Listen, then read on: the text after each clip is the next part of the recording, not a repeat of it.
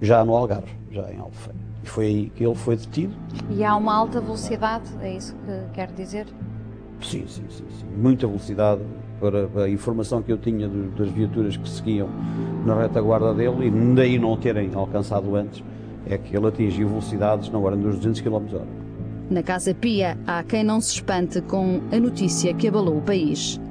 Não fiquei porque eu tinha ouvido de vários miúdos histórias muito detalhadas, percebe? Coisas que me provaram que quase com 60 anos, e tendo sido professora de educação sexual, portanto eu não sou uma menina de couro, eu não sabia o que era. Tive que ir à internet para perceber quais eram as especificidades de cada um. E quando isto me era contado por um jovem que, quando entrou para a Casa Pia, já o outro tinha saído há muito tempo e tinha ido viver para o estrangeiro e só voltou naquela altura. E em relação ao mesmo sujeito, me falava da mesma tara sexual. É um bocadinho difícil não acreditar. Ao mesmo tempo, são detidos Hugo Marçal e Ferreira Diniz. Foi uma estratégia de investigação, serem detidos em simultâneo para não haver... Pronto, foi uma estratégia de investigação. E ela foi assim entendido que deviam ser os 3 detidos em simultâneo, e foi isso, porque havia elementos, indícios fortes já contra qualquer um deles. Na altura deram uma notícia e eu não acreditei e tive que ler os jornais para acreditar. Portanto, fiquei muito surpreendido e isso deu-nos muito mais força para continuar. Foi também Ricardo que entregou à Polícia Judiciária o número de telemóvel de Carlos Cruz. Como é que tinhas o número de telemóvel de Carlos Cruz? Da mesma maneira que ele tinha o meu número de telefone. Falavas diretamente com ele ao telefone? Não, eu falava com ele diretamente. E falaste muitas vezes? Sim, bastante. Nessa altura, as testemunhas já tinham identificado os arguidos no álbum, já tinham levado os investigadores às casas onde ocorreram os abusos, feitos croquis dos interiores dessas mesmas casas, e tudo parecia coincidir. Todos eles nos levavam aos mesmos locais e desenhavam os interiores desses locais. Como é que isso era feito? Levavam-nos num carro e eles depois iam dando indicações? Levávamos num carro e eles é que davam as indicações até à chegada do local. Sem qualquer sugestão, eles é que levavam ao local. Os reconhecimentos são feitos nestes moldes. E eram feitos sempre de forma individual? Sempre individual. Nunca era feito no mesmo carro, seguia sempre só um miúdo. Utilizado também na investigação foi o reconhecimento pessoal. No caso de arguidos menos conhecidos, como a dona da Casa de Elvas, recorreu-se mesmo a esse tipo de prova.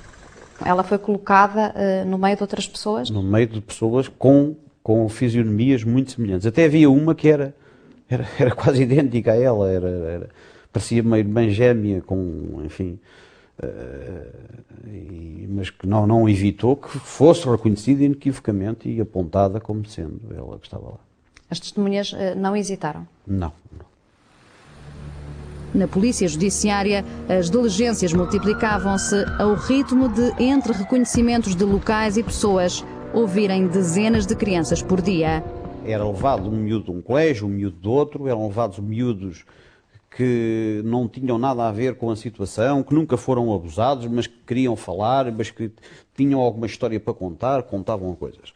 Os miúdos abusados, à medida que iam sendo referenciados, eram levados para a polícia em carros separados. Algumas das testemunhas passaram mesmo a ter proteção policial. Houve quem chegasse a viver durante meses isolado de tudo e de todos, de forma a não influenciar em depoimentos. Foi uma experiência muito marcante para mim, porque estive em vários sítios protegido, em vários sítios do país, tive segurança 24 horas por dia, onde estava privado da vida social, não podia sair sem o acompanhamento policial, não podia ir a um café sem os agentes. Foi uma prisão autêntica. Na altura, foi uma prisão autêntica mesmo.